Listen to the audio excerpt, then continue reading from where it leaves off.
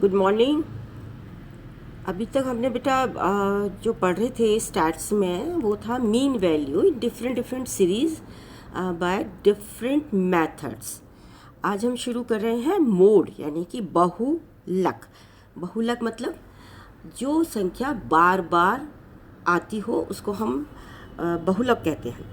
तो किसी श्रेणी में वेरिएबल या चर का वह मान जो सबसे अधिक बार उपस्थित हो उस श्रेणी का बहुलक कहलाता है।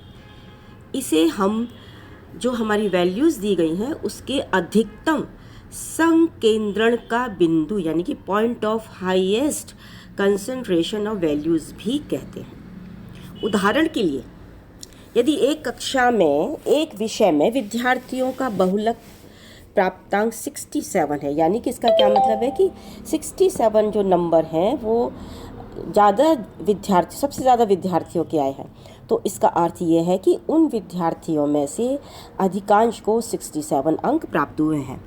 बहुलक के लिए हम जेड, कैपिटल जेड संकेताक्षर के लिए प्रयुक्त करते हैं। जैसे मीन के लिए हमने कैपिटल एम किया था, बार एक्स, इसी प्रकार इसके लिए हम Z प्रयुक्त करते हैं। सबसे पहले अब बहुलक की गणना कैसे की जाती है।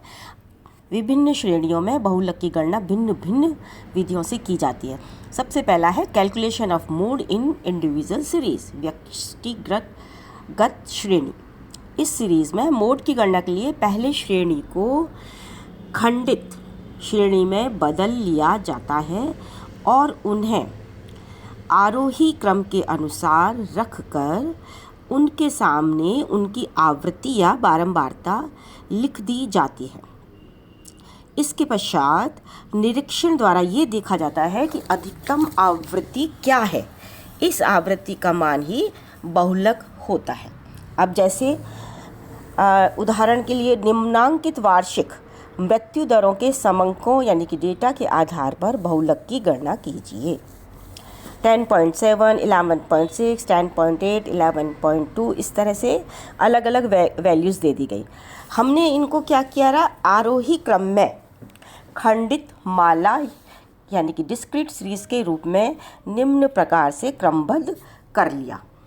तो देखिए आरोही क्रम यानी कि सबसे छोटा पहले और उसके बाद क्रमशः आगे उससे बड़ा आता जाएगा। तो देखिए सबसे छोटा जो है वो 10.4, 10.5, 10.6, 10.7, इस तरह से हम उसको करते गए। अब हमने देखा कि 10.4 जो हमें डेटा दिए गए हैं वो कितनी बार आते हैं। तो 10.4 केवल एक बार आया, उसके नीचे हमने उसकी बारंबारता लिख दी। इसी प्रकार 10.5 भी एक बार आया और उसकी हमने उसकी बारंबारता लिख दी। इस तरह से हम काउंट कर करके उसके सामने उसकी आवृत्ति और बारंबारता लिखते हैं। अब इस सारणी, इस टेबल को यदि हम देखते हैं तो हमें दिखता है कि जो 10.8 है उसकी सबसे अधिक बारंबारता है वो है 4।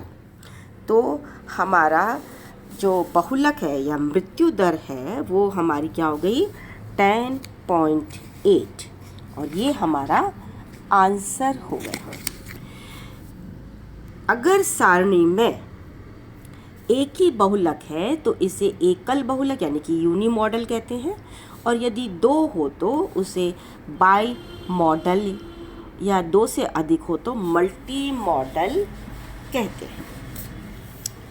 अब है calculation of mode in discrete series, खंडित श्रेणी।